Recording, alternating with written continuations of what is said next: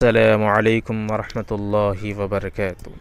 محترم ناظرین، آج ہم ابلیس کا جو سب سے زیادہ پسندیدہ کام ہے اس کے بارے میں کہیں گے۔ اعوذ باللہ من الشیطان الرجیم، بسم اللہ الرحمن الرحیم۔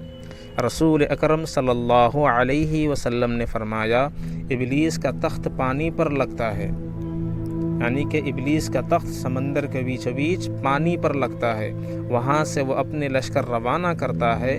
اس کے نزدیک سب سے زیادہ پسندیدہ شیطان وہ ہوتا ہے جو سب سے زیادہ لوگوں میں فتنہ ڈالتا ہے۔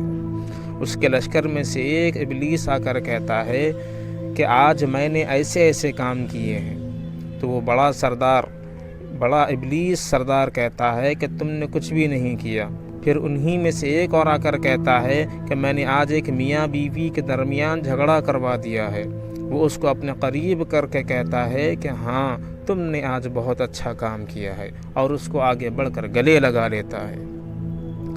میاں بیوی میں اختلافات پیدا کرنا شیطان کے نزدیک سب سے زیادہ بہتر کام ہے، اس لیے کہ ان کے اختلافات سے صرف دو انسانوں ہی کے درمیان نہیں بلکہ دو خاندانوں کے درمیان ایک آڑ آ جاتی ہے، اور جس کے نتائج بہت برے نکلتے ہیں۔